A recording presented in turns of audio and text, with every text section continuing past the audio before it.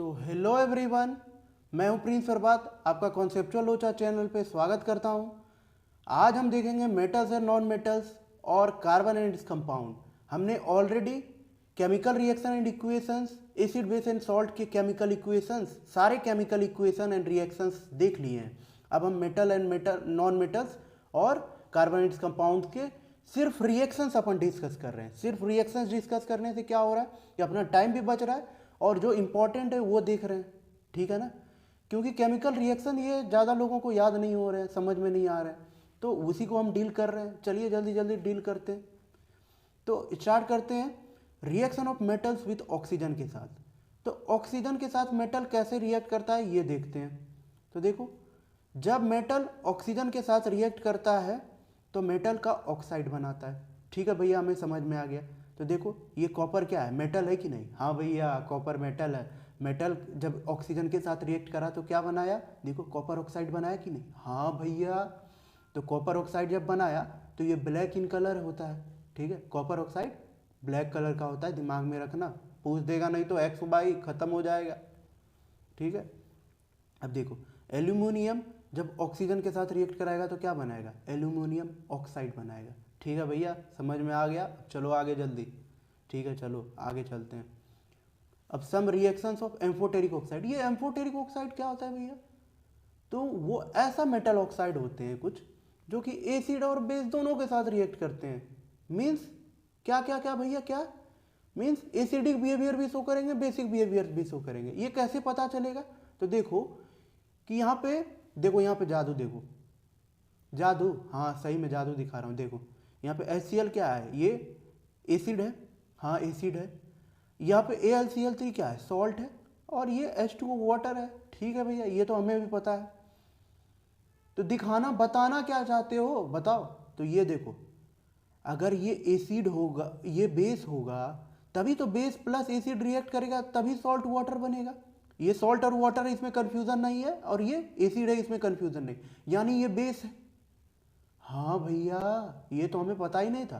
तो देखो, अब एसिड है यानी ये Al2O3 यहाँ पे। हाँ ठीक है, चलो देखो, मान लिया हमने कि Al2, हाँ Al2O3 यहाँ पे बेस है, क्योंकि HCl एसिड था, तभी तो सॉल्ट प्लस वाटर है, यानी यहाँ पे बेसिक बिहेवियर शो कर रहा है। हाँ भैया, मान गया मैं। ठीक है, चलो अब यहाँ पे NaOH है, ये क्या है? बेस है। सोडियम हाइड्रोक्साइड क्या होता है? बेस होता है। ठीक है भैया, मान गए, बेस होता है। अब ये सॉल्ट है, सोडियम एल्यूमिनेट। अब H2O वाटर है। अब देखो, ये सॉल्ट है, ये वाटर है। ठीक है, ये सॉल्ट है, वाटर है। तो सॉल्ट आ रहा है, वाटर आ रहा है, इधर बेस है, यानी इसका मतलब ये एसिड होना चाहिए। होना चाहिए कि नहीं? हाँ भैया, वो एसिड तो होना चाहिए। तो यानी कि यहाँ पे ये एसिडिक बिहेवियर शो कर रहा है। तो देखो, यहाँ पे एसिडिक बिहेवियर शो कर रहा है। ठीक है भैया, ये तो बहुत मज़ा आ गया देख के। तो चलो अब आगे बढ़ते हैं और देखते हैं फॉर्मेशन ऑफ अल्कलीज। अब ये अल्कलीज क्या होते हैं भैया? तो कुछ मेटल ऑक्साइड्स ऐसे होते हैं जो कि वाटर में डिजॉल्वेबल होते हैं। ठीक है, मीन्स वाटर में आराम से घुल जाते हैं। लेकिन बहुत सारे ऐसे होते हैं कि डिजॉल्व नहीं होते हैं। तो जो डिजॉल्व हो जाते हैं, जो डिजॉल्व हो जाते हैं, उनको हम क्या बोलते हैं? अल्कलीज बोलते हैं। उनको हम अल्कलीज बोलते हैं। ठीक है, अब देखो यहाँ क्या है, Na2O को वाटर के साथ रिएक्ट करा है, सोडियम ऑक्साइड को, तो क्या बना? Sodium hydroxide. हाँ भैया, ठीक है। अब फिर पोटासियम ऑक्साइड को वाटर के साथ रिएक्ट कराया तो क्या बनाया? Potassium hydroxide. ठीक है भैया, समझ में आ गया हमें। अब चलते हैं reaction of metals with water. अब देखो, मेटल को वाटर के साथ रिएक्ट कराए तो क्या बनेगा? मेटल ऑक्साइड प्लस हाइड्रोजन बनेगा। ठीक है, दिमाग में रखना ये फॉर्मूला। अब फिर मेटल ऑक्साइड को वाटर के साथ रिएक्ट कराएंगे तो क्या होगा? मेटल ऑक्साइड कहाँ से आया? ये मेटल ऑक्साइड। ठीक है, तो मेटल हाइड्रोक्साइड बन जाएगा। अब देखो, ये ऊपर वाला का एग्जांपल देखते हैं कि metal plus water metal oxide plus hydrogen देगा। ये बात सही भी है कि नहीं? तो ठीक है, चलो देखते हैं। सोडियम और पोटासियम क्या होता है? बहुत ही हाईली रिएक्टिव एलिमेंट्स है। तो अब देखो, सोडियम को जब वाटर के साथ रिएक्ट कराए तो क्या बना? Sodium hydroxide plus H2 plus heat. हाँ भैया, ये तो समझ में आ गया हमको। देखो, ये सोडियम हाइड्रोक्साइड क्या है? मेटल का ऑक्साइड है कि नहीं? हाँ है। ठीक है, ये डायरेक्ट मेटल का हाइड्रोक्साइड बन गया। ठीक है, और प्लस H2 गैस भी दे दिया और हीट भी दे दिया। अब फिर देखो कि ये सबसे पहला बात है कि वायलेंटली मीन्स क्या होता है कि फटफटा के एकदम अचानक रिएक्ट कर जाएगा एकदम तगड़ा से, ठीक है ना। तो ये पानी में आग लगाई वाला रिएक्शन है। क्या होता है, जादूगर क्या बेवकूफ़ बनाता है ना, क्या करता है, पानी में कुछ पाउडर छींटता है और बोलता है देखो आग लगा दिया मैंने, कुछ नहीं, वो सोडियम और पोटासियम का कुछ रहता है, ठीक है, सोडियम और पोटासियम रहेगा, हाईली रिएक्टिव एलिमेंट्स रहेगा, तो वो कैच फायर कर जाता है कोल्ड वाटर में भी। तो समझ गए। अब पोटासियम भी रिएक्ट करेगा वाटर के साथ, तो potassium hydroxide plus H2 plus heat. अब देखो कैल्शियम का रिएक्शन जो होता है हॉट वाटर के साथ होता है। कैल्शियम वो हॉट वाटर के साथ कैसे रिएक्ट करेगा, तो कैल्शियम हॉट वाटर के साथ रिएक्ट करेगा और क्या बना देगा, कैल्शियम हाइड्रोक्साइड प्लस H2, ठीक है, ये भी फायर कैच कर देता है। अब मेटल्स लाइक एल्युमिनियम और आयरन जो होता है ये लो रिएक्टिविटी वाला थोड़ा है, तो ये क्या होता है ना, वाटर कोल्ड वाटर के साथ रिएक्ट करेगा ना ही हॉट वाटर के साथ। तो किसके साथ करेगा भैया, तो मैं बता रहा हूँ कि ये स्टीम के साथ रिएक्ट करेगा या वेपर के साथ रिएक्ट करेगा, ठीक है, और बनाएगा क्या, तो एल्युमिनियम ऑक्साइड और हाइड्रोजन बनाएगा। ठीक है, चलो देखते हैं भैया सही बात बोल रहे हो कि नहीं।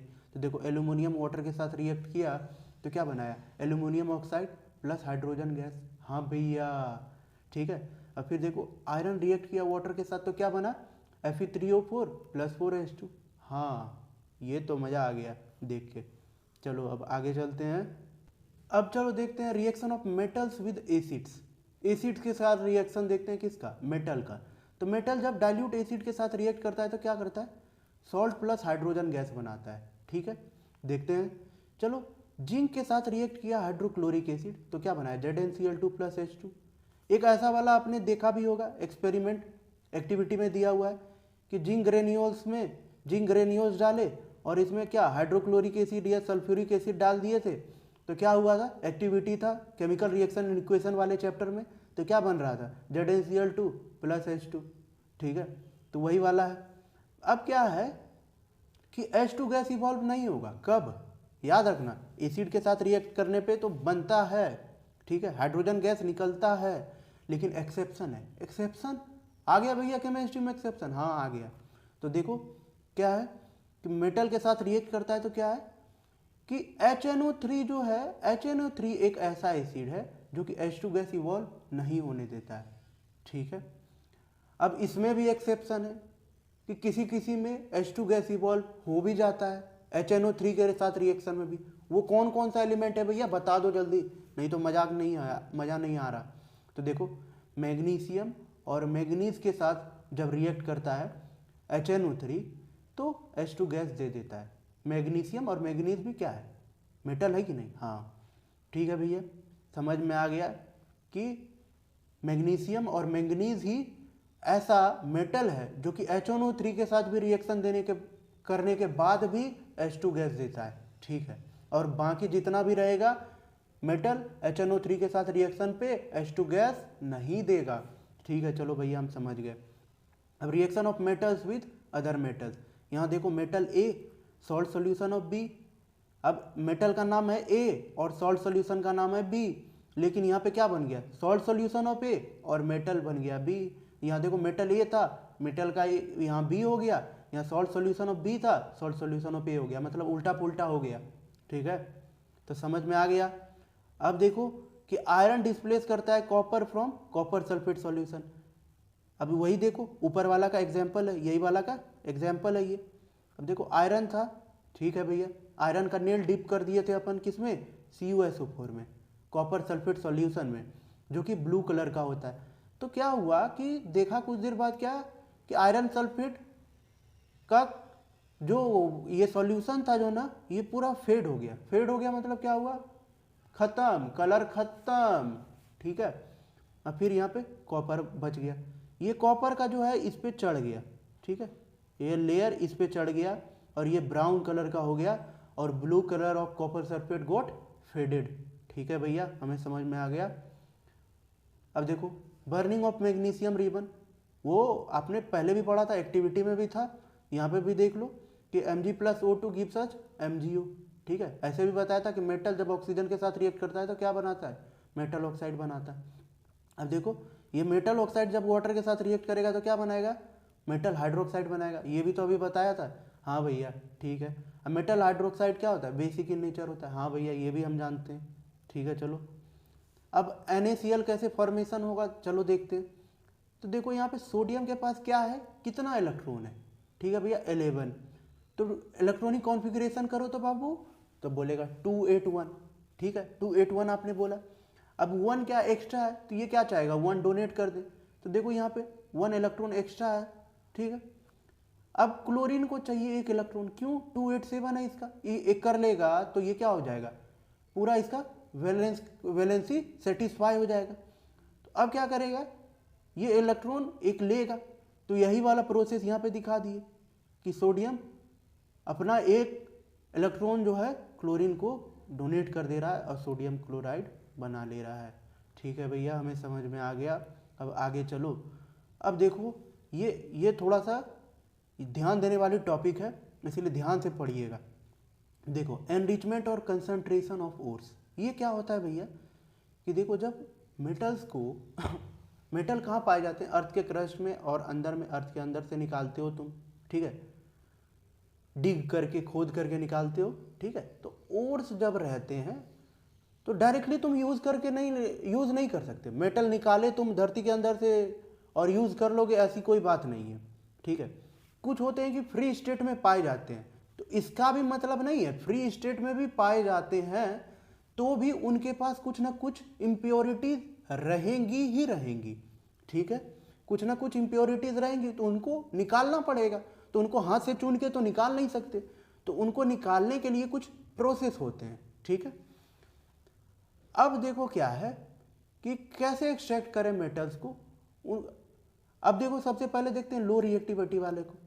तो लो रिएक्टिविटी वाले में क्या होता है कि जो लो रिएक्टिविटी वाले रहते हैं इसमें बेसिकली यहाँ पे अपने सिलेबस में सल्फाइड्स वाला है। सल्फाइड ओर से कैसे निकालेंगे, तो सल्फाइड ओर से निकालना है तो सबसे पहले आपको क्या करना है, ऑक्सीजन के प्रेजेंस में आपको इसको हीट कर देना है।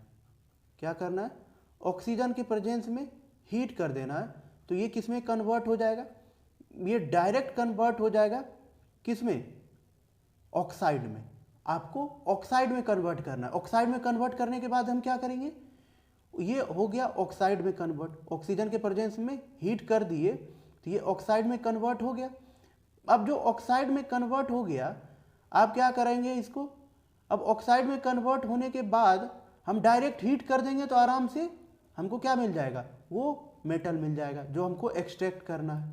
ठीक है भैया, हमें समझ में आ गया कि पहले सल्फाइड ओर रहेगा हमारे पास, उसको क्या करेंगे ऑक्सीजन के प्रेजेंट में हीट कर देंगे तो क्या निकल जाएगा हमारे पास, ऑक्साइड आ जाएगा। उसके बाद उसको हीट करने के बाद हमें मेटल मिल जाएगा। तो देखते हैं, चलो एग्जाम्पल देखो।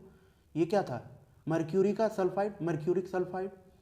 अब क्या हुआ, इसको ऑक्सीजन के प्रेजेंस में हीट करा हमने तो क्या निकला, mercuric oxide plus sulphur dioxide. हाँ आपने सही बोला था भैया, हाँ सही बोलता हूँ यार, कभी तो मान लिया करो मेरी बात। तो देखो यहाँ पे क्या है, मर्क्यूरिक ऑक्साइड है, फिर ये ऑक्साइड यहाँ पे बन गया। देखो ऑक्सीजन से हीट किया तो मर्क्यूरिक ऑक्साइड बन गया। अब इसको हीट करेंगे जब, तो डायरेक्ट मर्क्यूरी प्लस ऑक्सीजन मिल जाएगा। अब जो मर्क्यूरी निकालना था तुमको, निकला कि नहीं निकला, हाँ भैया मज़ा आ गया देख के। ठीक है, तो अब चलो कॉपर ग्लैंस वाला देखते हैं। ये क्या है, COS। ठीक है, COS को कॉपर ग्लैंस भी बोलते हैं और HGS को हाइड्रोजन मर्क्यूरी सल्फाइड को, मर्क्यूरिक सल्फाइड को हम सिनाबार भी बोलते हैं। अब कॉपर सल्फाइड को देखते हैं, कॉपर ग्लैंस को ऑक्सीजन के साथ जब रिएक्ट कराया हीट के प्रेजेंस में तो क्या बना, कॉपर ऑक्साइड बना और प्लस सल्फर डाइऑक्साइड बना। अब ये फिर कॉपर ऑक्साइड, फिर copper sulphide plus heat gives us copper plus sulphur dioxide. ये कॉपर क्या है यहाँ पे, जो है क्रूड मेटल है। ठीक है, निकला कि नहीं कॉपर, हाँ भैया निकल गया। फिर सेम ही प्रोसेस को फॉलो किया हमने, पहले हीट किया ऑक्सीजन के प्रेजेंस में, फिर क्या किया, जो अपने पास आ गया उसको क्या है, अपने पास क्या आ गया, ऑक्साइड आ गया मेटल का। अब मेटल का ऑक्साइड को हम निकालने का तरीका जानते हैं, मेटल के ऑक्साइड से मेटल को कैसे निकालें, सिंपली हीट कर दो निकल जाएगा। ठीक है भैया, हम लो वाला तो समझ गए, अब मीडियम वाला समझते हैं। चलो अब चलो extraction of metals of medium reactivity. ये दो तरह के ओर्स में पाए जा सकते हैं, क्या, सल्फाइड या कार्बोनेट में, अपने जो सिलेबस में है। तो अब देखो ये सल्फाइड से कैसे निकालेंगे मेटल को और कार्बोनेट से कैसे निकालेंगे, दोनों अलग अलग बातें हैं। तो सल्फाइड से निकालने के लिए अपन कर सकते हैं क्या, रोस्टिंग।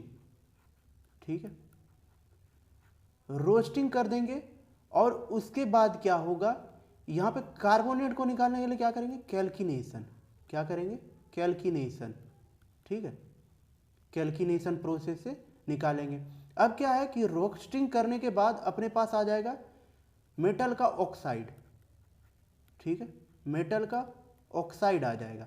फिर इसमें भी क्या आ जाएगा, मेटल का ऑक्साइड, मेटल का ऑक्साइड आ जाएगा।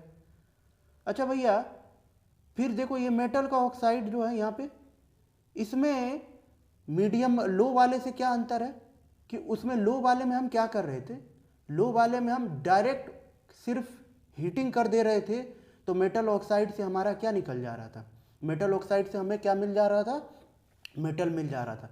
लेकिन इसमें ऐसा नहीं होगा, इसमें आपको कोक के प्रेजेंस में करना पड़ेगा, कार्बन के प्रेजेंस में रिडक्शन करना पड़ेगा, तभी आपको मेटल मिलेगा।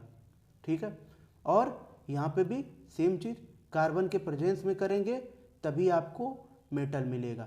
ठीक है, आपको समझ में आ रहा होगा।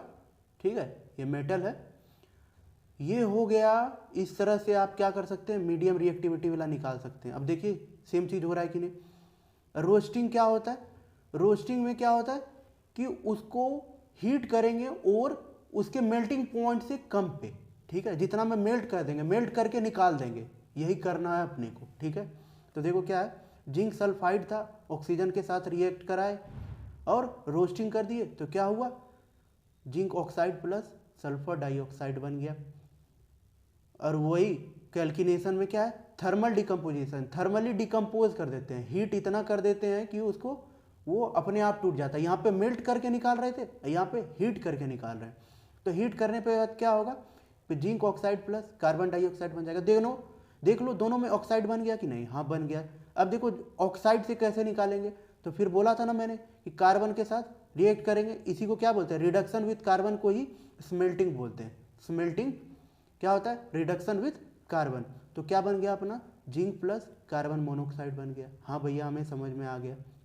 अब देखो थर्माइट प्रोसेस देखते हैं। थर्माइट प्रोसेस का क्यों पढ़ रहे हैं भैया, थर्माइट प्रोसेस कहाँ आता है, रेलवे का ट्रैक जोड़ने में। अरे भाई भी, ये तो बहुत इंपॉर्टेंट है भैया। हाँ चलो ठीक है। तो अब क्या है कि देखो यहाँ क्रोमियम ऑक्साइड है, अब ये एल्यूमिनियम के साथ रिएक्ट कराए तो क्या हुआ, क्रोमियम प्लस एल्यूमिनियम ऑक्साइड बन गया। अब ये वाला देखो, यही वाला रेलवे ट्रैक में यूज़ होता है, एल्यूमिनियम और Fe2O3 वाला। जब इसको करवाते हैं रिएक्शन तो क्या बनता है, Fe। बताओ इतना खतरनाक रिएक्शन होता है कि ये मेल्ट कर देता है आयरन को। क्या करता है, आयरन को मेल्ट कर देता है। आयरन बन गया प्लस एल्यूमिनियम ऑक्साइड बन गया, यही बीच में चला जाता है और क्या होता है, वहाँ पे जुड़ जाता है। ठीक है, अब देखते हैं सबसे लास्ट टॉपिक। ठीक है, लेकिन अब देखो ये क्या होता है, एक्सट्रैक्शन हाई रिएक्टिविटी वाले मेटल्स को, इसको रिएक्ट करवाने के लिए क्या करते हैं, इसको एक्सट्रैक्ट करने के लिए देख के तो समझ में ये आ ही गया होगा क्या है, इलेक्ट्रोलाइसिस। डायरेक्ट इलेक्ट्रोलाइसिस कर दो, आराम से निकल जाएगा। ठीक है, वाटर है, वाटर में ठीक है डिजॉल्व है ये। ठीक है, तो सोडियम क्लोराइड और इसमें ये रॉड दो डाल दो, यहाँ पे कैथोड पे Na+ आ जाएगा और एनोड पे Cl- आ जाएगा, यानी क्लोरीन आ जाएगा। सोडियम आ जाएगा कैथोड पे और एनोड पे आ जाएगा क्लोरीन। तो हो गया, ये निकल गया extraction of metals with high reactivity. High reactivity वाला इलेक्ट्रोलाइसिस से, मीडियम रिएक्टिविटी वाला हमने क्या बताया, सल्फाइड और कार्बोनेट रहेगा, रोस्टिंग कर दो या कैल्किनेशन कर दो। रोस्टिंग किसका करेंगे, सल्फाइड का, और कार्बोनेट का कैल्किनेशन, और मेटल ऑक्साइड में कन्वर्ट हो गया। तो मेटल ऑक्साइड वाले में और इसमें और लो रिएक्टिविटी वाले में क्या अंतर है कि इसमें आपको कार्बन के प्रेजेंस में निकालना पड़ेगा मेटल, और उसमें क्या होता था, डायरेक्ट हीट कर दे रहे थे तो निकल जा रहा था। हाँ भैया, अब हमें समझ में आ गया, ये तो बहुत मज़ा आ गया अभी हमको पढ़ के। तो चलो अब उसके बाद नेक्स्ट चैप्टर देखते हैं अपन। तो अब अपना सबसे लास्ट चैप्टर देखते हैं, carbon and its compound. Carbon and it's compounds में सबसे पहला टॉपिक जो है कंबसन। कंबसन कंबसन में क्या हो रहा है कि कंबसन मीन्स क्या होता है, बर्निंग, एक तरह का बर्निंग है, ऑक्सीडेशन ही है, लेकिन ऑक्सीडेशन जो है कंबसन के अंदर आता है। कंबसन का सब टॉपिक है ऑक्सीडेशन। जो substance easily combustion, combustion means क्या होता है, सुलगना। कोई चीज़ भी, जैसे कि कार्बन हो गया, मान लो कोल है, कोल को क्या करोगे, आग लगाओगे तो धीरे धीरे निकलता है, लेकिन क्या होता है, वो आग नहीं पकड़ता है, पूरा आग नहीं निकलता है उससे, आग ऊपर उठता नहीं है, उफान नहीं मारता है आग। लेकिन ऑक्सीडेशन वाला में क्या होता है, उफान भी मार सकता है और नहीं भी मार सकता है, ठीक है ना। तो कंबसन का एक सब टॉपिक है ऑक्सीडेशन, ठीक है। तो अब कंबसन देखो क्या है कि रिएक्शन जिसमें कि हीट और लाइट दोनों निकले as a result of burning, ठीक है, तो उसी को कंबसन कहते हैं। तो कंबसन ऑफ कार्बन की बात करें तो कार्बन को जब ऑक्सीजन के साथ रिएक्शन कराए तो क्या बनेगा, carbon dioxide plus heat plus light. Heat plus light तो निकलना कंपलसरी है कंबसन वाले में। अब कंबसन ऑफ हाइड्रोकार्बन की बात करें तो हाइड्रोकार्बन का कंबसन, ये क्या है, कौन सा हाइड्रोकार्बन है, ये मीथेन है, ठीक है, मीथेन है। मीथेन को जब ऑक्सीजन के साथ रिएक्ट कराए तो क्या बना, carbon dioxide plus water plus heat plus light, ठीक है भैया, समझ में आ गया हमें। अब देखो burning of alcohol, burning of alcohol, अच्छा ये कौन सा अल्कोहल है बताओ तो, ये भैया इथेनॉल है, ठीक है। इथेनॉल को जब ऑक्सीजन के साथ रिएक्ट कराए तो क्या बना, कार्बन डाइऑक्साइड प्लस वाटर, और हीट और लाइट तो फ्री में आ ही रहा है, तो हीट और लाइट तो सब में फ्री में आएगा, कोई बात नहीं है ऐसी बड़ी। अब देखते हैं प्रॉपर्टीज ऑफ कंबसन, कंबसन की कुछ प्रॉपर्टीज देखते हैं। सेचुरेटेड हाइड्रोकार्बन की, तो सेचुरेटेड हाइड्रोकार्बन जो होता है क्लीन फ्लेम देता है, क्लीन फ्लेम मतलब धुआं धुआं नहीं होगा, ठीक है ना, आराम से फ्लेम निकलेगा। जैसे कि मान लो गैस जलाते हो तो क्या होता है, इसी तरह का क्लीन फ्लेम रहता है। अब अनसेचुरेटेड हाइड्रोकार्बन की बात करें तो ये लो फ्लेम देगा और उसके साथ साथ बहुत सारा धुआं धुआं कर देगा, धुआं धुआं कर देगा माहौल, ठीक है। और अब देखते हैं यहाँ पे तीसरा लिखा हुआ है, कोल और पेट्रोलियम जो है, जब कोल और पेट्रोलियम को जलाते हैं कहाँ पे जलता है, व्हीकल में, तो carbon dioxide, carbon monoxide, oxides of nitrogen और सल्फर निकलता है, जो कि मेनली एयर पोल्यूशन के लिए रिस्पॉन्सिबल होता है, ठीक है भैया, समझ में आ गया कि carbon monoxide, oxides of nitrogen, carbon dioxide और सल्फर बहुत ही हार्मफुल होता है और एयर पोल्यूशन के लिए मेजर रिस्पॉन्सिबल होता है। अब चले आगे, ठीक है, चलो भैया आगे। तो कंबसन के बाद नेक्स्ट है उसी का सब टॉपिक ऑक्सीडेशन। ऑक्सीडेशन क्या है, कार्बन कंपाउंड जो है इजीली ऑक्सीडाइज किया जा सकता है कंबसन के बाद। तो कार्बन को जब ऑक्सीजन के साथ limited supply of oxygen, oxygen बहुत ज़्यादा नहीं दी है, ऑक्सीजन कम मात्रा में है, तो क्या बनेगा, कार्बन मोनोऑक्साइड। जब क्या होता है, जब भीगा हुआ कोई भी चीज़ कार्बन जलाओगे, भीगा हुआ सामान को जलाते हो तो क्या होता है, वहाँ पे धुआं धुआं हो जाता है कि नहीं, हाँ भैया हमने देखा है। तो धुआं धुआं जो हो जाता है ना, वही है कार्बन मोनोऑक्साइड, अब वो हार्मफुल भी बहुत ज़्यादा होता है। तो ये देखो कार्बन फिर ऑक्सीजन के प्रेजेंस में जलाए तो एक्सेस कार्बन, जब एक्सेस ऑक्सीजन डाल दिए तो क्या बन जाएगा, कार्बन डाइऑक्साइड बनेगा। एक्सेस में कार्बन डाइऑक्साइड और लिमिटेड में कार्बन मोनोऑक्साइड, ये तो ऑब्वियस सी बात है। अब चलते हैं ऑक्सीडेशन ऑफ इथेनॉल, ये है इथेनॉल, ये है इथेनॉल। अब इथेनॉल जो होता है ये, अब ये क्या है, पोटासियम पर मैग्नेट, ये क्या है, पोटासियम पर मैग्नेट, देखो यहाँ पे लिखा हुआ भी है पोटासियम पर मैग्नेट है ये KMnO4। और ये क्या है, पोटासियम डाइक्रोमेट, क्या है, पोटासियम डाइक्रोमेट, ठीक है। तो ये हो गया पोटासियम डाइक्रोमेट। और अब क्या है कि ये दोनों जो है ऑक्सीडाइजिंग एजेंट है, पोटासियम डाइक्रोमेट और पोटासियम परमैंगनेट जो है ऑक्सीडाइजिंग एजेंट है। ऑक्सीडाइजिंग एजेंट क्या होता है भैया, तो ऑक्सीडाइजिंग एजेंट का काम होता है क्या, ऑक्सीजन को देना, ठीक है, या हाइड्रोजन को निकालना। तो यहाँ पे क्या करेगा, ऑक्सीजन ऐड करेगा, किसमें, इथेनॉल में ऑक्सीजन ऐड कर देगा, तभी तो ये क्या बन जाएगा, CH3COOH, ethanoic acid, ethanoic acid बन जाएगा, ठीक है भैया, हमें समझ में आ गया कि इथेनोइक एसिड बनेगा।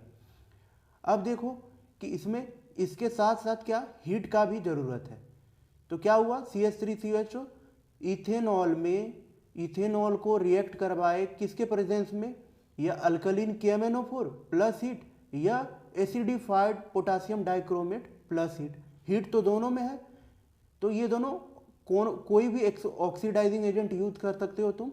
और तो क्या बनेगा, इथेनोइक एसिड, ठीक है, इथेनोइक एसिड बनेगा। ठीक है भैया, ये याद रखने वाली बात है सिर्फ 5% सॉल्यूशन ऑफ पोटासियम परमैंगनेट, ठीक है, और 3 ml इथेनॉल। तो ये देखो यहाँ पे लिखा हुआ भी है, ठीक है। अब चलते हैं एडिशन रिएक्शन। एडिशन रिएक्शन क्या होता है, तो ये अनसेचुरेटेड हाइड्रोकार्बन से क्या है, सेचुरेटेड हाइड्रोकार्बन बनाने का फॉर्मूला है, ठीक है, तरीका है। तो अब देखो इसमें क्या होता है कि देखो ये डबल बॉन्ड है, डबल ए बॉन्ड को तो डबल बॉन्ड और ट्रिपल बॉन्ड को ही तो हम अनसेचुरेटेड हाइड्रोकार्बन बोलते हैं। अब क्या है कि इसको कैटेलिस्ट सच एज निकल, निकल क्या है, कैटेलिस्ट। कैटेलिस्ट क्या होता है, रिएक्शन में बिना पार्टिसिपेट किए रिएक्शन के रेट को बढ़ा या घटा देता है, ठीक है। तो अब देखो यहाँ पे और क्या दिए, हाइड्रोजन दिए, तो हाइड्रोजन और निकल, और तब इसको क्या हुआ कि यह तो पैलेडियम भी यूज कर सकते हैं अपन। अब उसके बाद क्या हुआ कि यहाँ पे ये हाइड्रोजन जाके यहाँ जुड़ जाएगा कि नहीं, हाँ भैया जुड़ जाएगा। तो हाइड्रोजन जुड़ जाएगा तो ये डबल बॉन्ड हट जाएगा, ये डबल बॉन्ड सिंगल हो जाएगा। तो वही सेम चीज़ तो हो रहा है, देखो ये दोनों हाइड्रोजन एक्स्ट्रा में आ गया, R4 ही था। तो अब क्या हुआ कि अब कहीं पे बचा ही नहीं खाली, तो ये डबल बॉन्ड लगेगा कहाँ, ठीक है। तो ये क्या बन गया, इथेन, क्या बन गया, इथेन बन गया, ठीक है। तो अब इथेन हो गया। अब चलते हैं सब्स्टिट्यूशन रिएक्शन में। तो सब्स्टिट्यूशन रिएक्शन में क्या होता है कि यहाँ पे सब्स्टिट्यूट करना है, किसी को हटा के किसी को लगाना है, ठीक है, किसी को हटा के किसी को लगाना है, ठीक है। देखते हैं भैया क्या हटाना है, देखो तो इसमें फंक्शनल ग्रुप हटाना है। फंक्शनल ग्रुप रिप्लेस होता है किससे, दूसरे फंक्शनल ग्रुप से। जैसे फॉर एग्जांपल देखो इसमें क्या हुआ, इसमें यहाँ पे देखो CH3OH में ये क्या है, मिथेनॉल। मिथेनॉल में फंक्शनल ग्रुप क्या है, OH, OH फंक्शनल ग्रुप है। इसमें क्या है, Br, ठीक है। तो अब क्या हुआ कि OH की जगह पे Br चला जाएगा, और तो देखो होता है कि नहीं, हाँ देखो हुआ, CH3Br, हाँ हो गया भैया, और यहाँ पे H2O बन गया, ठीक है।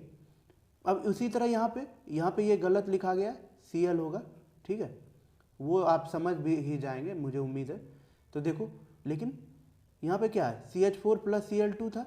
तो अब इसको जब करवाए तो यहाँ पे क्या होगा, एक हाइड्रोजन यहाँ से निकल जाएगा, यहाँ पे CH3Cl बन जाएगा प्लस H2O। यहाँ पे भी देखो सब्स्टिट्यूट हो रहा है ना, हाइड्रोजन के जगह पे क्लोरीन लग जा रहा, तो CH3Cl + H2O। अब याद रखने वाली बात यह है कि इसमें सनलाइट 100% रिक्वायर्ड है, सनलाइट रहेगा तभी ये वाला रिएक्शन होगा, सब्स्टिट्यूशन वाला, ये CH4 + Cl2 वाला, ठीक है। हाँ भैया हमें समझ में आ गया। तो अब चलो रिएक्शन ऑफ इथेनॉल देखते हैं। इथेनॉल जब सोडियम के साथ रिएक्ट करता है, ये इथेनॉल है। इथेनॉल जब सोडियम के साथ रिएक्ट करता है तो क्या बनाता है, सोडियम इथॉक्साइड। सोडियम इथॉक्साइड कैसा होता है, CH3CH2ONA, ठीक है, ये है sodium ethoxide plus hydrogen gas evolve होगा। अब क्या है, reaction to give unsaturated hydrocarbons. देखो ये क्या है, ये इथेनॉल है, ये इथेनॉल है। इथेनॉल को अब क्या है, इथेनॉल से अपन को क्या बनाना है, इथीन। इथीन क्या होता है, अनसेचुरेटेड होता है। तो देखो अब अनसेचुरेटेड कैसे बनाएंगे, इसमें क्या है, हॉट कंसंट्रेटेड H2SO4 डाल दो। हॉट कंसंट्रेटेड H2SO4 के प्रेजेंस में क्या होगा, इथेनॉल से इथीन बना सकते हैं अपन। अब ये H2SO4 का काम यहाँ पे क्या है, तो H2SO4 यहाँ पे डिहाइड्रेटिंग एजेंट काम कर रहा है। ये डिहाइड्रेटिंग एजेंट तो सुना सुना लग रहा है भैया, ये क्या है, तो डिहाइड्रेटिंग एजेंट का काम क्या होता है, कहीं से भी पानी निकालने का। अपने को क्या है, पानी निकालने का, तो देखो पानी निकालेगा। कंसंट्रेटेड H2SO4 रिमूव्स वाटर, देखो वाटर यहाँ पे अलग से निकल गया ना, वाटर अलग से निकल गया, बाकी जो बचा वो लिख दो। हाँ भैया, अब दिमाग में रखने वाली बात क्या है कि यहाँ पे H2SO4 डिहाइड्रेटिंग एजेंट है, और उसके साथ साथ टेम्परेचर जो रिक्वायर्ड है वो 443 केल्विन है, ठीक है, ये दिमाग में रखना, 443 केल्विन। अगर सेल्सियस में बात करें तो इसमें 273 माइनस कर देना, ठीक है, तो आपको पता लग जाएगा। अब चलते हैं reactions of ethanoic acid. Ethanoic acid का रिएक्शन देखते हैं। तो सबसे पहला है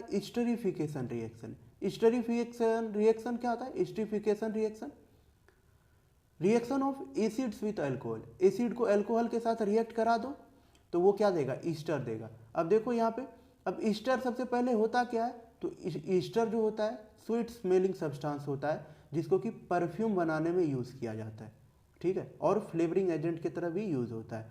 अब देखो इथेनोइक एसिड ये हो गया CH3COOH। अब फिर इसको इथेनॉल के साथ रिएक्ट कराए एसिड के प्रेजेंस में तो क्या बना, ईस्टर प्लस वाटर, ठीक है। अब देखो सेपोनिफिकेशन रिएक्शन, सेपोनिफिकेशन रिएक्शन में क्या होता है कि ये रिएक्शन यूज होता है सोप के प्रिपरेशन में, सोप के प्रिपरेशन में सेपोनिफिकेशन रिएक्शन यूज होता है। ये ईस्टर प्लस बेस, ठीक है, Easter plus base gives us alcohol plus carboxylic acid, ठीक है। अभी क्या देख रहे थे अपन, सेपोनिफिकेशन रिएक्शन देख लिया आपने, ईस्टर प्लस बेस अपने को क्या दे रहा था, अल्कोहल प्लस कार्बोक्सिलिक एसिड। अब चलते हैं रिएक्शन, अलग दूसरा रिएक्शन चलते हैं। तो देखो ये क्या है, CH3COOH C2H, ठीक है। जब इसको NaOH के प्रेजेंस में, NaOH क्या होता है, सोडियम हाइड्रोक्साइड के प्रेजेंस में अपन ने रिएक्ट कराया तो ये क्या बना, क्या बना, ये इथेनॉल, क्या बना, इथेनॉल, इथेनॉल बना और सोडियम एसीटेट साथ साथ बना। अब क्या है, दूसरा देखते हैं रिएक्शन विथ बेस, ये तो एसिड के साथ रिएक्शन हो गया, ये क्या था, एसिड के साथ रिएक्शन अपन देख रहे थे कि एसिड के साथ जब रिएक्ट कर रहा था तो क्या हो रहा था। अब देखते हैं रिएक्शन विथ बेस, एसिड के साथ रिएक्ट किया तो क्या बना, ईस्टर बना, ठीक है। अब बेस के साथ रिएक्ट करेगा तो क्या होगा, तो बेस के साथ रिएक्ट करने पे सोडियम एसीटेट बनेगा, सोडियम एसीटेट बनेगा, CH3COONA को सोडियम एसीटेट बोलते हैं, sodium acetate plus water, water. अब क्या है, फ्रोजन एसिएटिक एसिड को ही अपन ग्लेशियल एसिएटिक एसिड बोलते हैं, ठीक है, ये दिमाग में रखने वाली बात है। अब सोडियम इथेनोएट जो था उसी को सोडियम एसीटेट भी बोलते हैं, यहाँ पे लिखा हुआ है, ये जो है सोडियम इथेनोएट ही है, ठीक है, सोडियम इथेनोएट भी इसको बोल सकते हैं, ठीक है। अब चलते हैं last topic, reaction with carbonates and hydrogen carbonates. ये क्या है, इथेनोइक एसिड को जब सोडियम कार्बोनेट के साथ रिएक्शन करवाए तो क्या बना, क्या बना, ये क्या है बताओ, ये है अपना सोडियम एसीटेट, देखो ऊपर में भी लिखा हुआ है, sodium acetate plus water plus carbon dioxide. अब फिर इथेनोइक एसिड को अपन रिएक्ट कराए क्या, सोडियम हाइड्रोजन कार्बोनेट से, तो क्या बना, फिर sodium acetate plus water plus carbon dioxide. दोनों केस में कार्बोनेट्स के साथ भी रिएक्ट करा तो वही बना, सिर्फ यहाँ पे दो है, देखो दो मॉलिक्यूल बना है यहाँ पे, लेकिन यहाँ पे सिंगल मॉलिक्यूल बन रहा है, हाइड्रोजन कार्बोनेट वाले में सिंगल मॉलिक्यूल बन रहा है, लेकिन कार्बोनेट्स के साथ रिएक्शन पे दो मॉलिक्यूल बन रहा है, ठीक है। अब इथेनॉल का प्रॉपर्टीज पढ़ लेना और प्रॉपर्टीज ऑफ इथेनोइक एसिड पढ़ लेना, यहाँ पे लिखा हुआ है, तो ये ज़्यादा डिस्कस करने की ज़रूरत है नहीं, ठीक है, ये आप देख लेना, वहाँ से पढ़ लेना, नहीं तो लेक्चर बहुत लंबा हो जाएगा। तो यहीं तक रखते हैं इस वीडियो को, तब तक के लिए आप पढ़ते रहें एंड जस्ट चिल।